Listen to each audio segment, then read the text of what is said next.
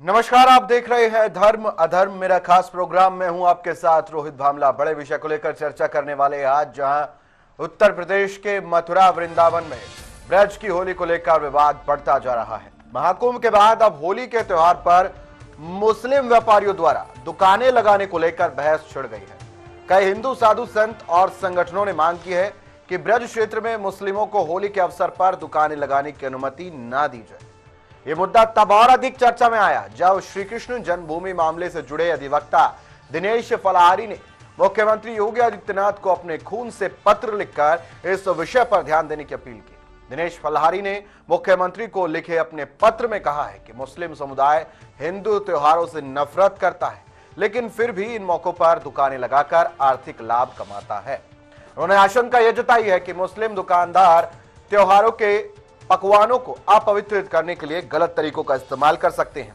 इसके अलावा उन्होंने आरोप लगाया कि मुस्लिम समुदाय हिंदुओं को काफिर कहता है और हिंदू धार्मिक ग्रंथों व परंपराओं का अनादर करता है। दिनेश फलाहारी का कहना है कि होली प्रेम और उल्लास का पर्व है जिसे सनातन धर्म के अनुयायी श्रद्धा के साथ मनाते हैं। ऐसे में वे नहीं चाहते कि मुस्लिम समुदाय के लोग इस आयोजन से किसी भी तरह से जुड़े हों। उन्होंने अपने पत्र में तर्क दिया है कि यदि किसी समुदाय को हिंदू धर्म और उसके त्योहारों से आपत्ति है तो उन्हें इन पर्वों से जुड़े व्यापारिक लाभ भी नहीं उठाने चाहिए। उन्होंने मुख्यमंत्री योगी आदित्यनाथ से मांग की है कि वह इस विषय पर कठोर निर्णय लिया जाए। वह ब्रज क्षेत्र में होली के दौरान मुस्लिम व्यापारियों के दुकान लगाने पर रोक लगाई जाए। इस विवाद ने राजनीतिक और सामाजिक हलकों में भी हलचल मचा दिया।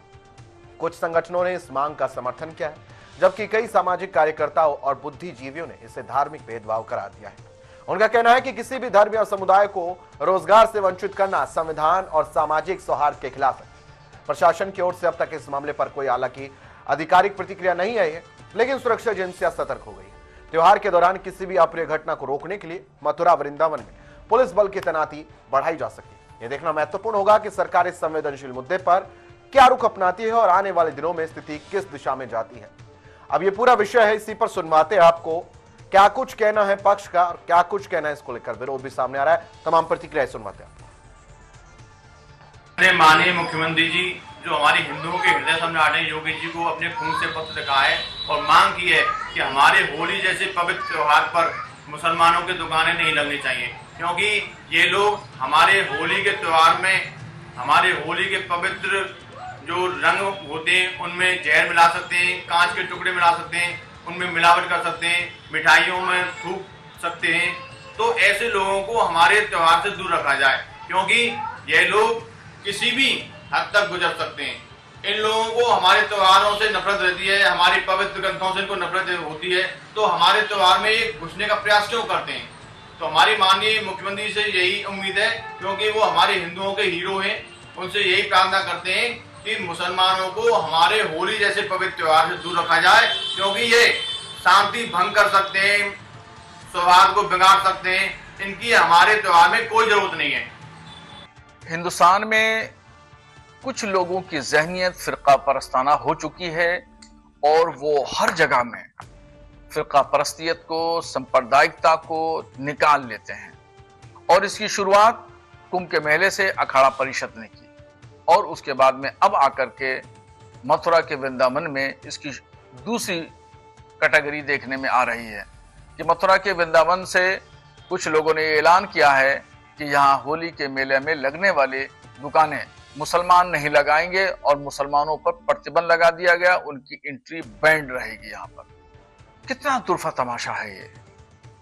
इस तरह की बातें करके समाज के अंदर नफरत घोल रहे हैं लोग और ये संवैधानिक उसूलों के खिलाफ है। हिंदुस्तान का रहने वाला हर शख्स यहाँ का नागरिक है, यहाँ का शहरी है, कहीं भी दुकान लगा सकता है, कहीं भी मकान खरीद सकता है। ये क्या तमाशा है कि मुसलमान नहीं लगाएगा, हिंदू लगाएगा, फला नहीं लगाएगा, धमाका लगाएगा। ये तमाम चीजें जो हैं ये गैर उसूली, गैर अखलाकी बात हो रही हैं और इससे आर्थिक स्थिति, माशी और इक्तिसादी तौर पर किसी कम्युनिटी को कमजोर करने की एक साजिश रची जा रही है। ये तमाम प्रतिक्रियाएं सामने आई है जिसमें उन्होंने बताया कि आखिर क्यों इस तरह का फैसला उन्होंने लिया है। उसी पर आपने सुना कि क्या कुछ कहा इस बीच मौलाना शहाबुद्दीन रजवी ने, जो कहते हुए नजर आए कि इस तरह की चीजों से सामाजिक सौहार्द को परेशानी होती है। आज इस डिबेट में जुड़ने भी वाले हैं और जिन पर चर्चा भी हम करने वाले हैं, लेकिन लगातार इस तरह के विवाद को लेकर चर्चाएं भी तेज हो गई हैं। हर तरफ इसी को लेकर चर्चा हो रही है। चारों तरफ ये कहा जा रहा है कि आखिर ऐसे तमाम बयानों से गंगा जमनी तहजीब को नुकसान हो सकता है।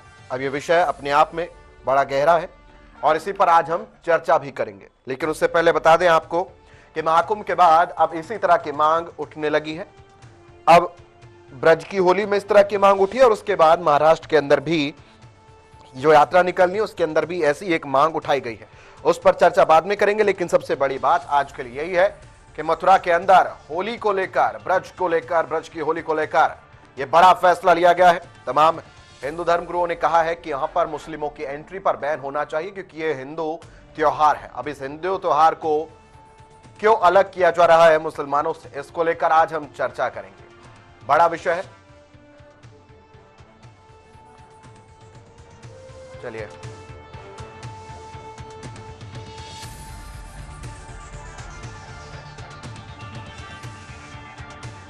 और ऐसे में धर्म अधर्म में आज हम बातचीत करेंगे। बातचीत करने के लिए पैनल भी हमारे साथ जुड़ेगा और उससे पहले आपको बता दें कि यह विषय अपने आप में गंभीर है, क्योंकि सबसे बड़ी प्रसिद्ध अगर कोई है होली मनाई जाती है तो वो मथुरा में ब्रज में मनाई जाती है। ब्रज में होली का बहुत महत्व है। वैसे भी होली और दिवाली हिंदू परंपराओं के अंतर्गत बहुत बड़े पर्व माने जाते हैं।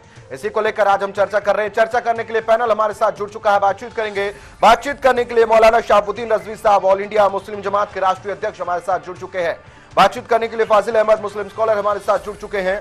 दिनेश फलारी साहब, हिंदू धर्मगुरु और पक्षकार भी है और उनसे भी चर्चा करेंगे। अशोक पांडे जी, राष्ट्रीय प्रवक्ता, जुड़ चुके हैं अखिल भारतीय हिंदू महासभा के। बहुत बहुत स्वागत करता हूं आप सभी का टीवी 100 पर। पहला सवाल इसीलिए मैं करना चाहता हूं, दिनेश फलारी साहब खुद जुड़े हुए हमारे साथ, जिन्होंने खत लिखा है मुख्यमंत्री को अपने ही खून से और कहा है कि मुस्लिमों की एंट्री पर बैन होना चाहिए। दिनेश फलारी साहब, पहला सवाल आपसे यही रखना चाहूंगा कि अगर एंट्री को लेकर बैन की मांग आपने की, खून से पत्र क्यों लिखा? सबसे पहला सवाल यही, खून से पत्र लिखने की क्या कुछ अलग विषय रहा? देखिए, कोई भी देश हित का मुद्दा होता है, देश हित की कोई बात होती है तो अपने खून से ही हम पत्र लिखते हैं।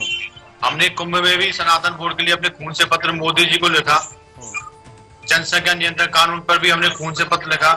तो जो देश हित के मुद्दे उसमें विशेषकर हम अपने खून से पत्र लिखते हैं। और हमने माननीय मुख्यमंत्री से मांग की है कि ये लोग अपना नाम बदलकर ढाबा खोलते हैं, नाम बदलकर दुकान चलाते हैं, नाम बदलकर ऑटो चलाते हैं, तो ऐसी इनकी क्या मजबूरी है जो नाम बदलकर हमारे त्योहारों में घुसपैठ करने का प्रयास करते हैं। हम इनकी किसी भी त्योहार में नहीं जाते, हम इनके अजान में नहीं जाते, हम इनके मक्का मदीना नहीं जाते, हम इनके रमजान के महीने में नहीं जाते, तो ये हमारे त्योहारों में ही घुसपैठ क्यों करते हैं?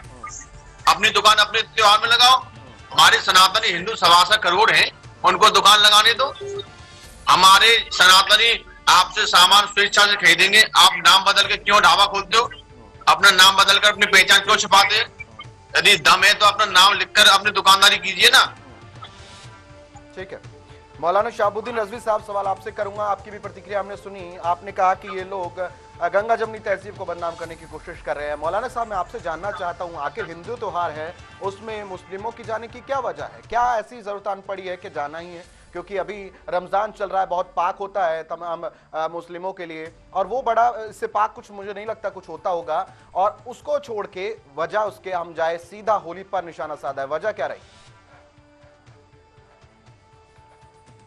सबसे पहले आप हजरात को और सभी जो चैनल पर बैठे हुए हैं, देख रहे हैं, उन सबको रमजान के मुकद्दस महीने की मुबारकबाद पेश करता हूं। मुबारक। और मैं आपको ये बताऊं कि देखिए, हिंदुस्तान एक अपना जमहूरी मुल्क है और ये संविधान के मातहत चलता है।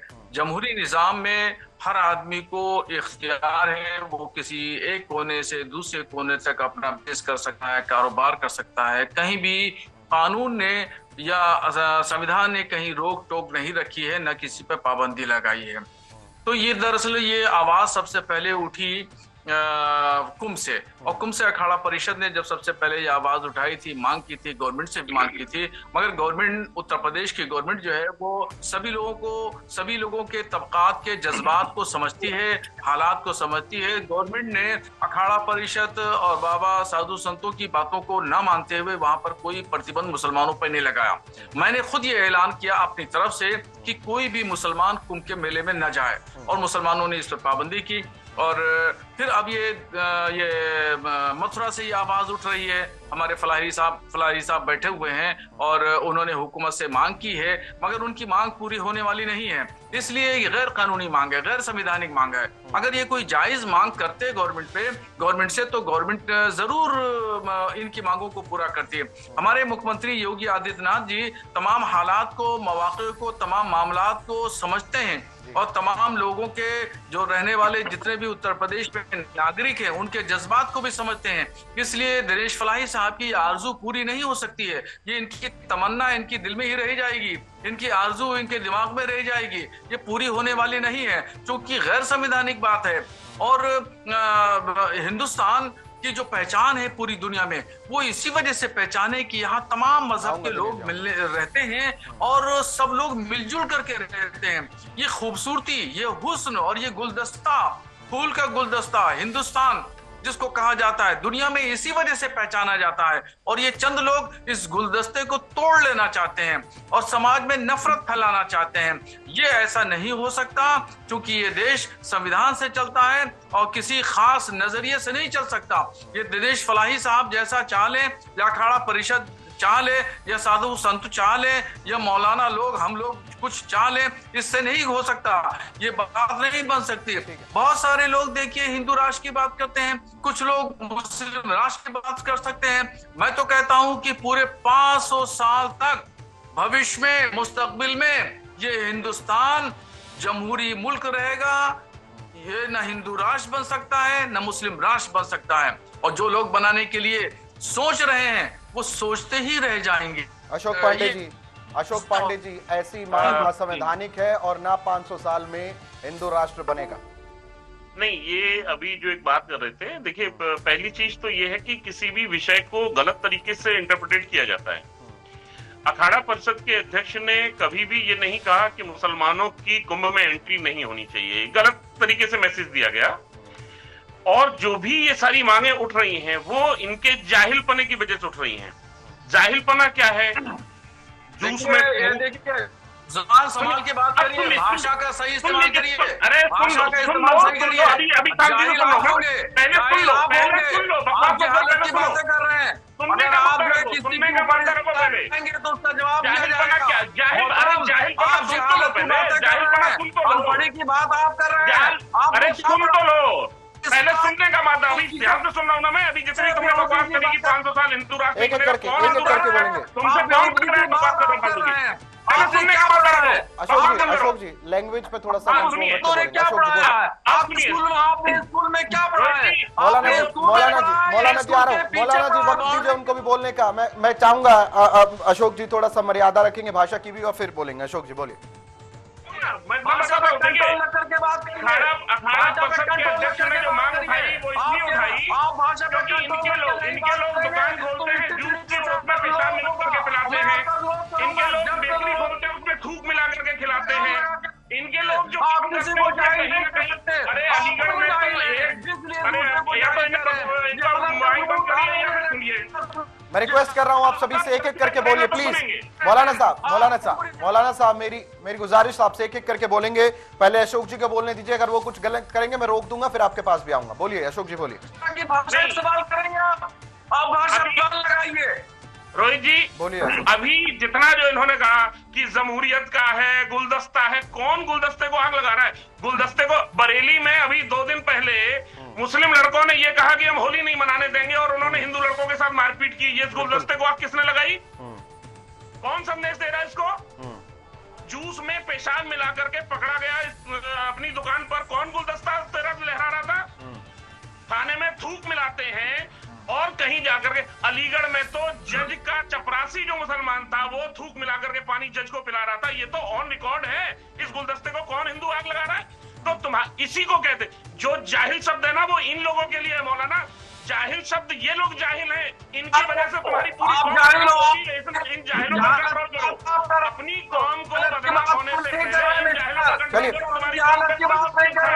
अशोक जी दुकान नहीं लगानी चाहिए। अशोक जी मुद्दे पर लोगों को सुधारो, जो हरकतें हो रही हैं उनके खिलाफ कानूनी कार्रवाई करिए। आप क्यों नहीं करते हैं? जो आप खामोश बैठे हैं। अरे आगे बढ़िए, आप तो फिर फंस गए एक ही जगह पे।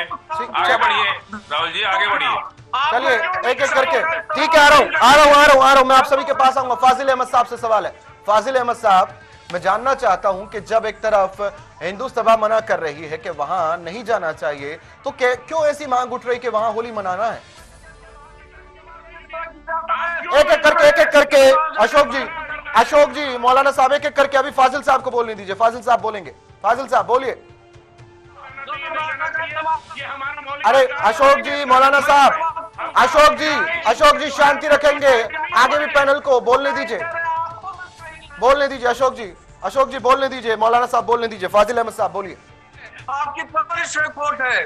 बोलिए अशोक, रुकिए फाजिल अहमद साहब बोलिए। देखिए मेरी आवाज आ रही है? बिल्कुल। देखिए ये तू में करने का विषय नहीं है।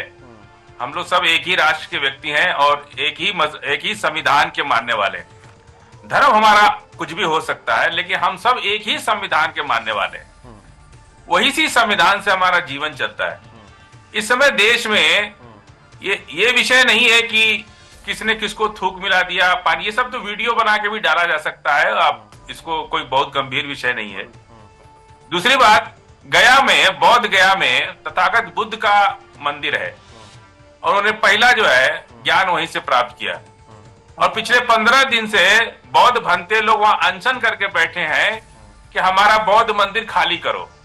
वो मंदिर, बौद्ध का मंदिर कब्जा किसका है? ब्राह्मणों का कब्जा है।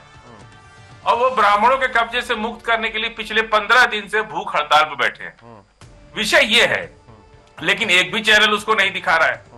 सोशल मीडिया दिखा रहा है किस तरह से ये लोग दूसरे धर्मों को कब्जा करके, दूसरे धर्मों की आलोचना करके, तिरस्कार करके, अपमान करके अपने धर्म को ऊपर नहीं ले जा सकते। कभी भी धर्म आइडियोलॉजी से आगे बढ़ता है, दूसरों को सौहार्द से, प्रेम से आगे बढ़ता है। आप किसी को गाली देंगे तो थोड़ा ही आपको कोई अपना मानेगा। आप प्रेम से गले लगाएंगे तब कोई आपको अपना मानेगा। यही कारण है कि नफरत की बात जो है हमेशा एक सनातन धर्म से ही उठती है। इनके भगवान लोग तीर, त्रिशूल, तलवार, एक हिंसक जो है का परिचय होता है। कोई अस्त्र शस्त्र लेके चले। शांति, दुनिया के सभी प्रॉफिट ने शांति की बात की और प्रेम की होती है। नहीं, मेरी बात सुनिए बाबा जी। कलम कर देना भाईचारे की, प्रेम की। अरे सुनिए ना, महाबली बाली का सुनिए, ये भाईचारा प्रेम का संदेश देता है। दर्जी का सर कलम कर दिया, ये भाईचारा प्रेम का संदेश। महाबली बाली की हत्या भगवान राम ने कर दी, वो सारा भाईचारा बाबा जी प्रेम का संदेश देता है। सुनिए, आप बहुत ज्ञानी हैं। ये जो नफरती आप सोशल मीडिया की जो बात कर रहे हैं, सोशल मीडिया से पढ़ संवैधानिक वहाँ किसका बौद्ध गया खाली होगा, शासन डिसाइड करेगा।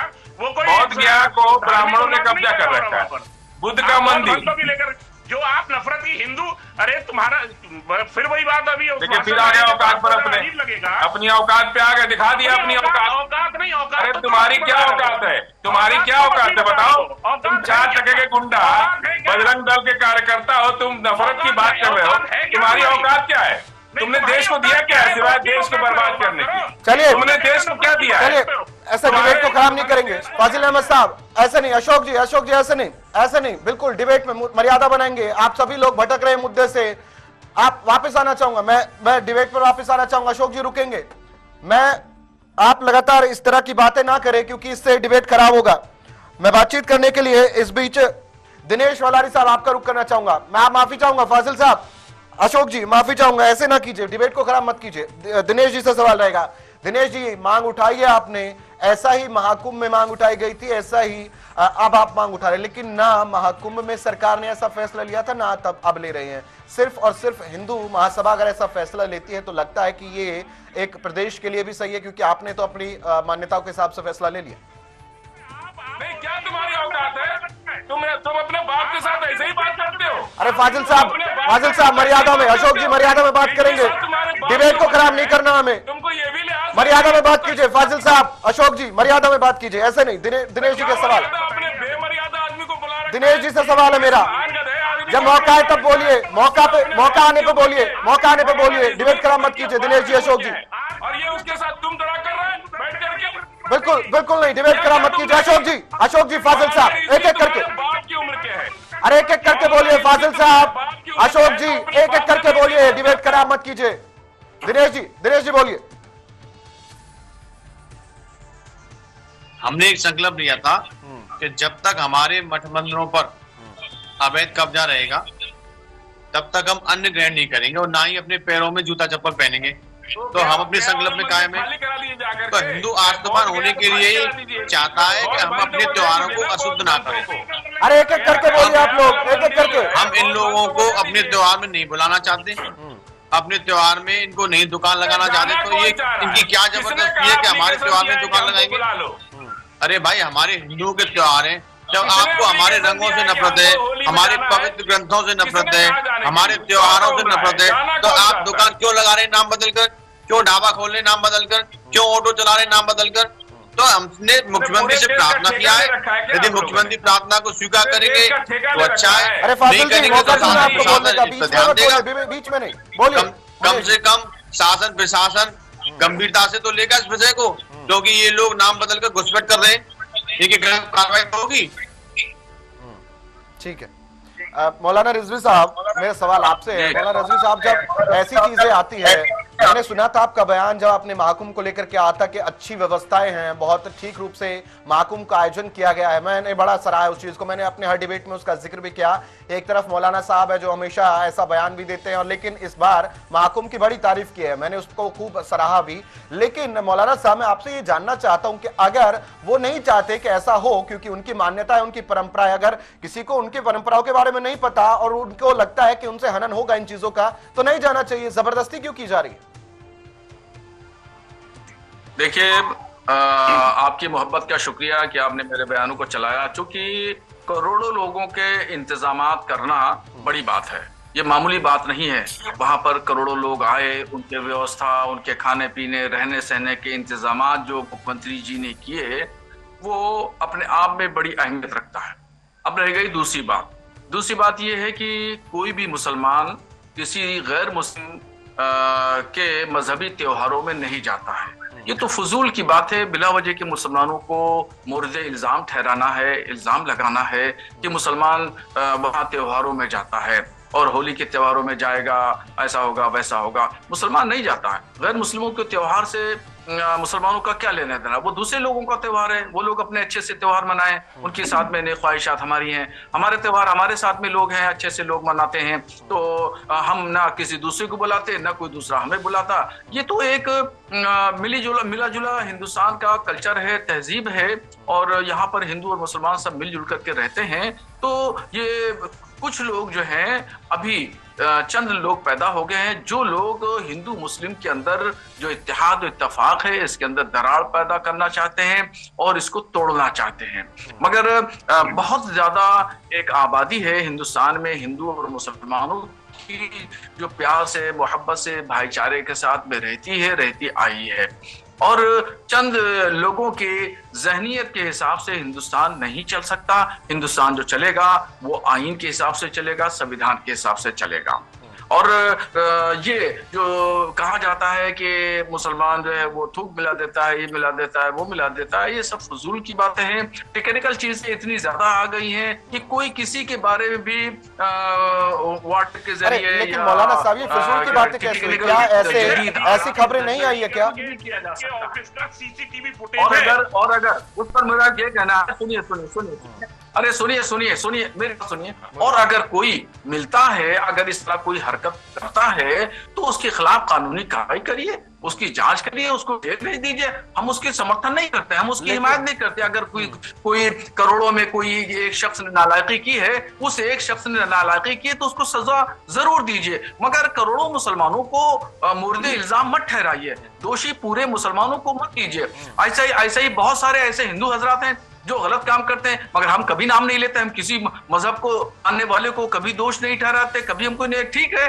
भाई, ये दुनिया है, इसमें अच्छे भी लोग हैं, बुरे भी लोग हैं, तो इन तमाम चीजों को लिहाज पास करके करना चाहिए। मगर जो अभी चैनल पर बैठे हुए हैं, ये तो पूरे करोड़ों मुसलमानों को दोषी ठहरा रहे हैं, जैसे तमाम मुसलमानों ने यही अमल कर रखा है। ये गलत बात है। और अगर कोई पलट करके दूसरा आपके लोगों की वजह से मजहब के बारे में सवाल कर रहा हूं मैं मौलाना साहब, अशोक जी, चंद लोगों की वजह से पूरे समाज को क्यों बदनाम किया जाता है, क्यों पूरे समाज के एंट्री बैन की जाती है?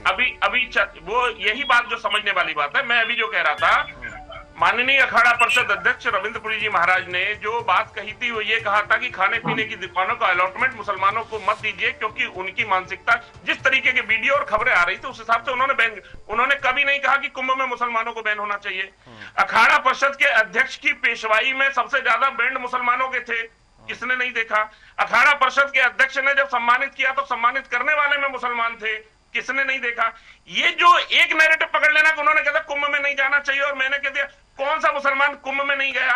1000 दुकानदार, मैं 45 दिन कुंभ में रहा हूं, मुझे 1000 दुकानदार ऐसे मिले, फल बेचने वाले, सब्जी बेचने वाले, दूध बेचने वाले, पानी बेचने वाले, जो डर के मारे अपना नाम बता देते अमित, लेकिन उनका नाम था अहमद। मैं जानता था आराम से अपनी जीविका उनकी चल रही है, वहां रहने वाले मुसलमानों का भी उतना ही अधिकार था, जिनकी जीविका चली उनकी दुकानों से क्या खरीदारी नहीं हुई, सारा समाज चला। लेकिन जो चंद लोग जो कहते नहीं साहब मुसलमानों को कुंभ में बैन कर दिया गया, किसी ने बैन नहीं किया, लेकिन इन लोगों ने ये सेट कर दिया। अभी पढ़े लिखे थे जो भी सज्जन थे कि हिंदू समाज नफरत की बात करता है। अरे आप सीधे हिंदू धर्म को टारगेट कर रहे हो। जो हमारे ऊपर आप ये कहते हो कि एक की वजह से आप पूरे करोड़ों को मत बदनाम करिए, मैं भी यही बात कहता हूं कि उस एक के लिए आप क्यों नहीं बोलते हो? आप जब यहाँ पर आतंकवादियों के समर्थन में मुसलमान नमाजे जनाजा वो पढ़ते हैं तो आप उनका विरोध क्यों नहीं करते हो? कोई मुसलमान जब आतंकवादी हो जाता है और हाथ में कुरान और राइफल लेकर के फोटो खिंचवाता है, आप उसको इस्लाम से उसके खिलाफ फतवा क्यों नहीं जारी करते हो? आप उन मुसलमानों का विरोध क्यों नहीं करते? सुनिए, देखिए ऐसा है, हमने फतवा जारी किया है, आपको जानकारी नहीं है। आपको जानकारी के लिए बताऊं, जब कन्हैया लाल की हत्या की गई थी, 2 मुस्लिम नौजवानों ने की थी हत्या, तो हमने उन हत्यारों के खिलाफ फतवा जारी किया था। हाफिज सईद को जानते होंगे, जो पाकिस्तान में रहता है, आतंकवादी है, उसका नाम सुना होगा आपने, नेट पे देख लीजिएगा। हमने हाफिज सईद आतंकवादी के खिलाफ फतवा जारी किया और हमने हमेशा आतंकवाद के खिलाफ मुहिम चलाई है। और PFI जो कट्टरपंथी विचारधारा संगठन है, उसके खिलाफ मैंने अभियान चलाया है, यहां तक कि मुझे जान से मारने की धमकी तक दी गई है। मगर आपकी जुबान से कभी भी दो लफ्ज अच्छाई के नहीं सुन सके हम कि भाई आपने बहुत अच्छा ये किया, आतंकवाद के खिलाफ फतवा दिया, बहुत अच्छा किया। कभी 2 लफ्ज भी हमारे कान तरस गए सुनने के लिए। और हाँ, इल्जाम जरूर लगा दे, कोई एक व्यक्ति ने कोई बात कही तो उसका सारा सर मढ़ देंगे, पूरी कौम पर, पूरी मुस्लिम उम्मत पर आप जो है पूरा मर देंगे। मगर जो ये हमने काम किए, इस तरीके से न जाने कितने हमने काम किए हैं। तो आपको मैंने मोटे मोटे तौर पर आपको बता दिया। आपको यकीन ना हो तो नेट पे सर्च करके आप देख लीजिएगा। पे बैठे हुए हैं, अभी उन्होंने जो एग्जाम कहा कि नफरत की बात से हिंदू समाज नफरत पैदा करने की, नफरत की आवाज सिर्फ हिंदुओं की तरफ से आती है। जरा इनको भी थोड़ा सा ज्ञान दे दीजिए, उनको भी समझा दीजिए, आपके ही मजहब से आते हैं, है ना? फजील साहब है, पढ़े लिखे आदमी है। आप किसी धर्म चले फजिल साहब से सवाल रहेगा मेरा। ठीक है अशोक जी, फजिल साहब से सवाल, फाजिल साहब से सवाल कर लेते हैं। मैं किसी मजहब को टारगेट नहीं करता हूँ, किसी संप्रदाय को टारगेट नहीं, मैं भी हमेशा व्यक्ति को टारगेट करता हूँ। अशोक जी आऊंगा आपके पास, फाजिल साहब से सवाल कर लूं।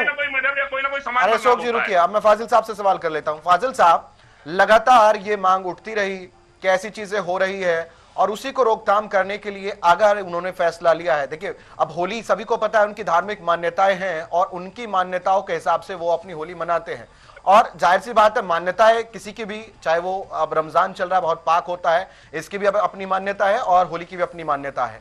और ऐसी चीजें जब होती है तो जाहिर सी बात है हर चीज की जानकारी होनी चाहिए, वरना कोई समय नहीं लगता है लोगों को उन चीजों को अपवित्र करने में, चाहे वो कोई भी हो, किसी भी मजहब का हो। तो ऐसे में जरूरी नहीं है कि हाँ, अगर ऐसी चीजें होती हैं, ऐसे केसेस होते हैं तो उनको लगता है कि उनको नहीं करना है ऐसा। तो इसमें फिर विरोध हो रहा है, लगातार उसको लेकर विरोध क्यों किया जाता है? कहा जाता है कि नहीं, ये सिर्फ हमारे साथ बहस करने की चीजें हैं, हमें अलग करने की एक अलग विचारधारा ये दिखाना चाहते हैं। ऐसी चीजें क्यों होती है फाजिल साहब? देखिए, एक ड्रॉपसी बीमारी आई, सरसों के तेल में मिलावट से लाखों लोग बीमार पड़ गए, कई हजार लोग मर गए। बहुत भयंकर बीमारी आई थी। सरसों का तेल की फैक्ट्री सारी तो हिंदुए की है, तो मिलावट भी तो हिंदुए ने किया। तो हम तो सरसों का तेल खाना बंद नहीं किए, आज भी खा रहे। दवा में मिलावट, यहां तक कि प्रसाद में भी हिंदुए मिलावट करके भेजा। पूरे देश में जितनी भी फैक्ट्रियां हैं, जितने ज्यादातर 90% तो हिंदू का ही कब्जा है उस पर। दाल में मिलावट, चावल में मिलावट, घी में मिलावट, तेल में मिलावट, दवाई में मिलावट, यहां तक कि प्रसाद में भी मिलावट कर दिए ये लोग। तो हम तो कभी नहीं कहे कि हिंदू मिलावट करता है, जो करता है। और दूसरी बात, इन्होंने कहा कि मुसलमानों की दुकान। हमारे देश में संविधान है, एफएसएसआई एक संगठन है, सरकार की संस्था है, वो लाइसेंस देती है किसी भी ढाबा को या किसी भी होटल को चलाने के लिए। तो एफएसएसआई में जाके अधिकारियों को ये कानून बदल देना चाहिए कि भाई आप मुसलमानों को लाइसेंस मत दो, न कि आप दुकानदार को जाके पीटे और गाली दे। एक कमजोर आदमी ठेला वाला को जाके मारेगा, इससे आप बहादुर थोड़े हो जाएंगे। नंबर एक बात। दूसरी बात, एक रैगर नाम का आदमी जयपुर के अंदर एक 60 साल के बुजुर्ग को गड़ासे से काट के फोटो बनाया और वीडियो बनाया, अभी वो जेल में है। तब तो ये लोग उसको हिंदू शेर लिख रहे थे, वो गलत नहीं था। हिंदू शेर कम, उसने जो किया वो संविधान उसको सजा देगा। लेकिन जो लोग सोशल मीडिया पे हिंदू शेर लिख रहे थे वो कन्हैया, और कन्हैया की बात जहां तक आती है, अभी तो उसमें कोई कार्रवाई भी नहीं हुई और जमानत दे दिया। कोर्ट ने कहा कि इन लोग का कोई संलिप्तता मिल ही नहीं रही है। तो ये तो सरकार से पूछना चाहिए इनको ये सब बातें, कि सरकार बतावे कि आखिर कैसे कन्हैया मर गया, कैसे रैगर मर गया, कैसे अगर मरे, चाहे रिजवी साहब, चाहे फजील अहमद, चाहे बाबा बैठे, ये कोई मरे, जिम्मेदारी तो भारत के संविधान में बैठे सरकार की है ना। सुरक्षा देना तो सरकार का काम होता है। हमने सरकार इसीलिए चुना है। अगर कोई तेल पे मिलावट करता है तेल में, कितने लोग जेल में हैं, कितने लोग को सजा मिली, कितना लोग पैसा लेके भागे, सब तो हिंदुए लेके भाग गए पैसा, कितने को सरकार पकड़ के लाई। अरे आप हमको अपमानित करने से पहले आप सरकार पर दबाव बनिए, सरकार तो आपकी है। आप एफएसएसआई का नियम बदल दीजिए, वहां पे जाप करके बाकायदा नाम चेक करे, लाइसेंस जिसकी दुकान होती है लाइसेंस उसी नाम से मिलेगा। तो आप तो संविधान को आप लोग मानते ही नहीं है, आप लोग तो केवल संविधान, केवल मुसलमान करते हैं। अरे भाई, संविधान से देश चलता है। एफएसएसआई किसी भी ढाबे को लाइसेंस देती है, अब सुन लीजिए, एफएसएसआई किसी भी ढाबे या कोई होटल को चलाने के लिए एफएसएसआई संस्था है सरकार की, वो बाकायदा जाकर उसको सर्टिफिकेट जारी करती है। तो ये सवाल तो आपको अपनी सरकार से करना चाहिए कि आप एफएसएसआई का नियम बदल दीजिए या उसको बढ़ावा कीजिए। जवाब दे रहे दिनेश जी बोलिए। जब सरकार परमिशन देती है तो सरकार उसमें कहीं भी नहीं लिखती है कि आप नाम बदलकर व्यापार करना। सरकार ये नहीं लिखती कि आप नाम बदलकर ढाबा चलाना, नाम बदलकर दुकान चलाना, नाम बदलकर ऑटो चलाना, उसमें स्पष्ट लगा रहता है। ये तो पुलिस है ना इसको चेक करने के लिए, पुलिस उसको जेल भेज देगी। पुलिस जाके चेक करे कि लाइसेंस किसका है और काम कौन कर रहा है। अपना नाम लिखो ढाबे पे, फिर क्यों सुप्रीम कोर्ट गए? नहीं, अरे एफएसएसआई, अपने बाप को बाप बोलो, क्यों सुप्रीम कोर्ट गए? अरे भाई, बाप को बाप बोलने के लिए ही सुप्रीम कोर्ट जाना पड़ता है। आज अभी कैसे बौद्ध गया में कैसे बौद्ध भंते लोग अपना मंदिर खाली कराने के लिए धरना दे रहे हैं। अपना नाम बोर्ड। अरे भाई ये बताइए, बौद्ध भंते लोग बौद्ध गया में 15 दिन से अनशन करके बैठे हैं, बौद्ध के मंदिर में बौद्ध का ही प्रवेश नहीं है। अरे डालो ना, तुम अपना जो डाल सकते हो लिखो, उस पे लिखो कि तुम हलाल वाले।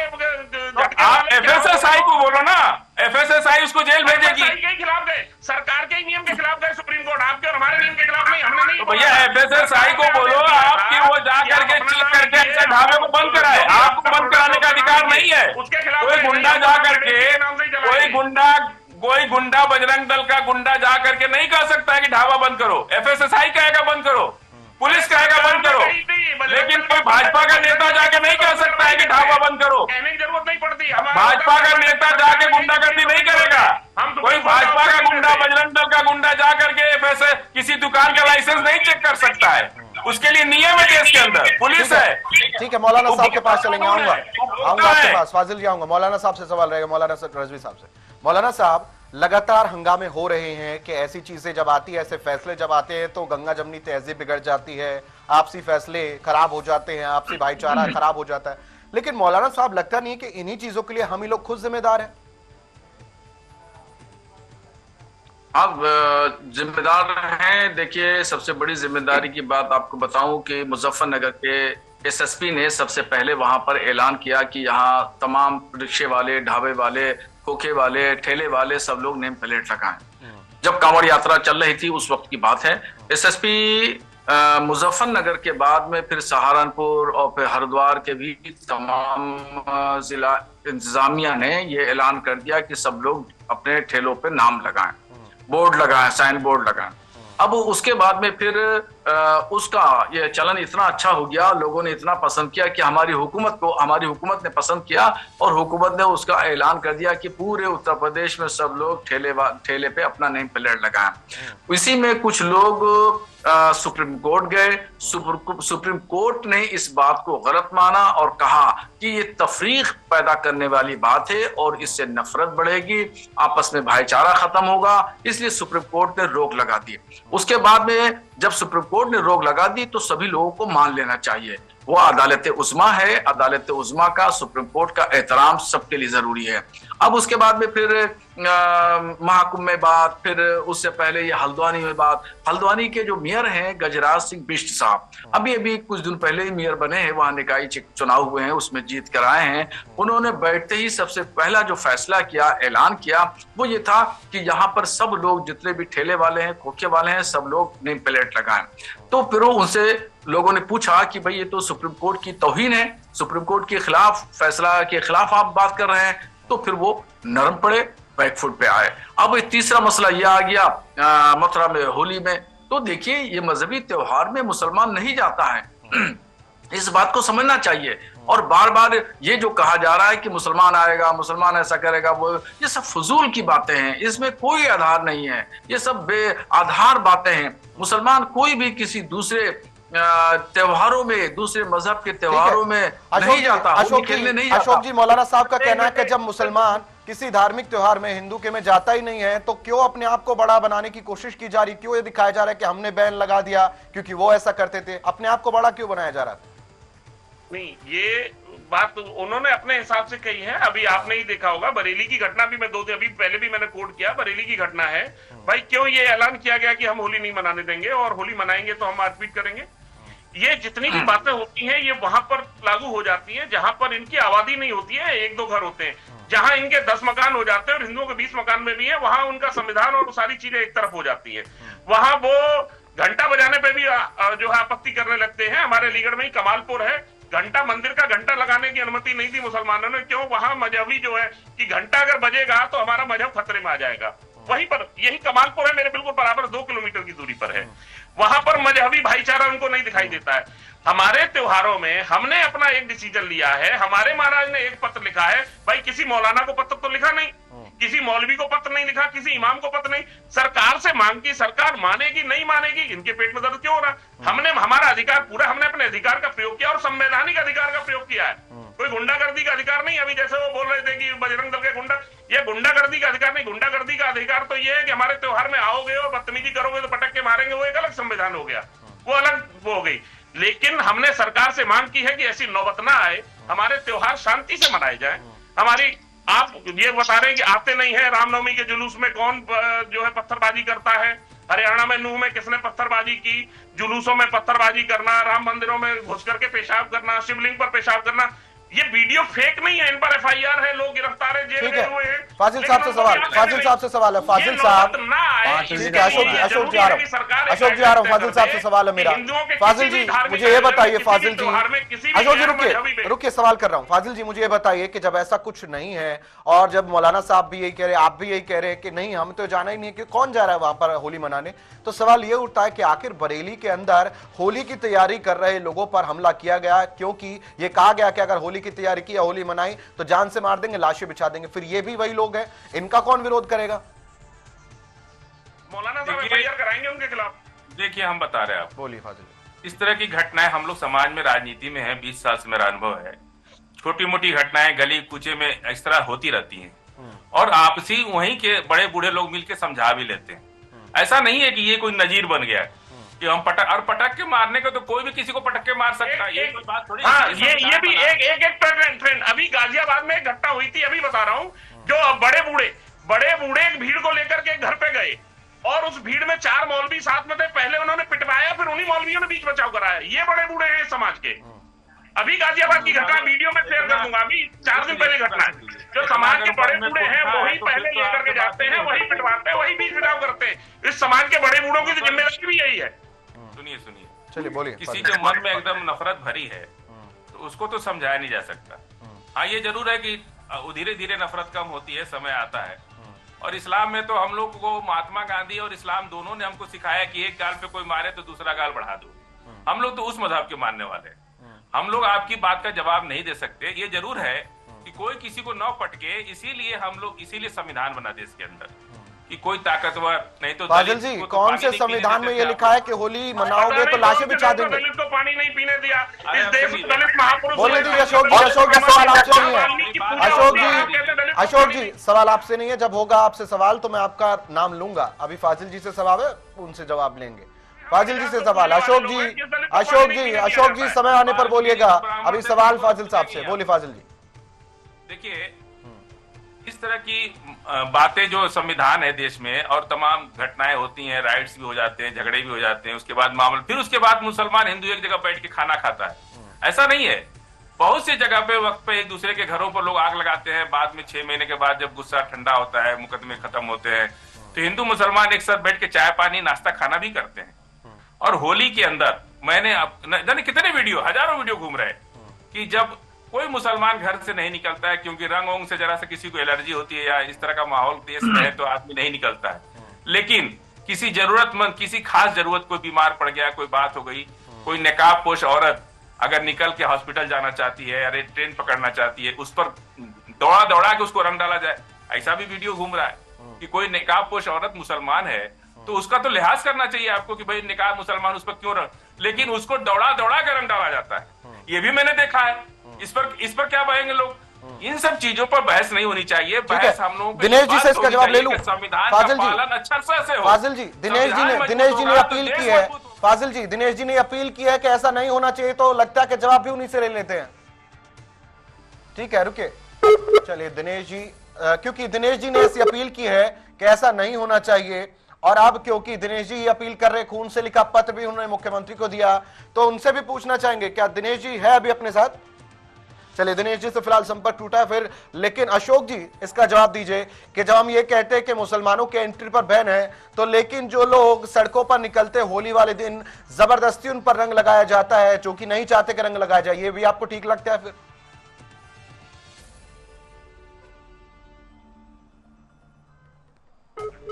अलीगढ़ में मुस्लिम मोहल्ले में मैं आपको वो भी वीडियो भेजूंगा। अगर कोई नकाबपोश महिला यहीं अलीगढ़ में मैंने देखा, कम से कम 40 पुलिस वाले गार्ड करके कहीं गलती से भी, लगाना छोड़िए, गलती से भी किसी के रंग उसकी तरफ ना चले जाए, ये हमारे यहाँ की व्यवस्था है। कभी कोई ऐसा नहीं, अरे किसी गांव का कहीं किसी ने बना के अगर इनको भेजा होगा, मैंने आज तक नहीं देखा, क्योंकि मैंने खून खराबा करते हुए वीडियो तो बहुत सारे देखे हैं, और भी अभी बरेली का भी वीडियो मेरे पास आया, वो भी मैंने देखा, लेकिन इस तरह की कभी घटनाएं नहीं होती। और हिंदू कभी भी अपने त्योहारों पर ऐसी कोई चीज नहीं करता जिससे हमारे त्योहारों की शांति व्यवस्था खराब हो। हम अपने त्योहार को बहुत शांति और सौहार्द के, क्योंकि हमारे त्योहार समाज के कल्याण, हमारे त्योहार से देश की अर्थव्यवस्था होती है, हमारे त्योहारों से सामाजिक वैमनस्यता खत्म होती है, हिंदुओं के त्योहारों से इस देश में रंगत आती है। चलिए, तो हम ऐसा कभी नहीं चाहते कि हमारे त्योहारों पर आखिरी समय दिनेश जी से सवाल कर लूं। अशोक जी, समय की समाप्ति है, दिनेश जी से सवाल कर लूं। दिनेश जी मुझे बताइए, आपने अपील कर दी है, लेकिन मौलाना साहब ने शुरुआत में कहा था कि ना सरकार इसको सुनेगी ना कोर्ट इसको सुनेगा, और ऐसा कुछ करने से होगा भी कुछ नहीं, इनकी मान्यता कोई ज्यादा इंपॉर्टेंट है नहीं, आगे कुछ होगा नहीं। तो क्या लगता है कि जो आपने मांग की है कैसे पूरी होगी, और आपको लगता है कि हाँ सरकार इस पर फैसला सुनाएगी, कोर्ट इस पर फैसला सुनाएगी? देखिए, कुंभ में साधु संतों ने मांग की थी, तो वहां कुंभ का जो मेला था शांतिपूर्वक निकल गया, सभी ने गंगा में स्नान किया। वहां मुस्लिम जो 1-2-4 आए भी थे, उनकी आईडी चेक की गई थी, उन पर नजर रखी गई थी, एलआई विभाग ने विशेष सतर्कता बरती वहां। तो जब होली में हम लोगों ने अपील की है माननीय मुख्यमंत्री जी से, तो इस पर विशेष ध्यान दिया जाएगा। महाकुंभ की तर्ज पर आप कह रहे हैं कि मथुरा में भी ध्यान दिया जाएगा। मेरे शो का रिवाज है, आखिर में मैं 4 पंक्तियां चाहता हूं अर्ज करें मौलाना साहब। मेरे शो का रिवाज है कि अंत में 4 पंक्तियां मेरा एक गेस्ट जो है अर्ज करता है, जिससे कि गंगा जमनी तहजीब बनी रहे। मौलाना साहब 4 पंक्तियां अर्ज करें मौलाना साहब। सारे जहां से दोस्त हमारा सारे जहां से अच्छा हिंदुस्तान हमारा, हम बुलबुले हैं इसकी, ये गुलसिता हमारा। जी, बहुत बहुत शुक्रिया आप सभी का हमारे साथ जुड़ने के लिए, कीमती समय देने के लिए और अपना अपना मत रखने के लिए। और ऐसे में अब ये पूरा विवाद उठा जिसके अंदर ये कहा गया कि मथुरा के अंदर, ब्रज के अंदर होली मनाई जाएगी तो उसके अंदर एक विशेष समुदाय को एंट्री नहीं दी जाएगी, बैन करने की मांग की गई है। खून से लिखा हुआ पत्र भी भेजा गया है मुख्यमंत्री को। हमारे अतिथिगण जुड़े हुए थे, दिनेश जी, उन्होंने ही पत्र लिखा है। अब देखना ही होगा कि इस पर क्या कुछ सुनवाई होती है, क्या ब्रज के अंदर इस बार मुसलमानों की एंट्री बैन हो जाती है। धर्माधर्म में इतना ही, बने रहिए मेरे साथ, देखते रहिए TV 100। धन्यवाद।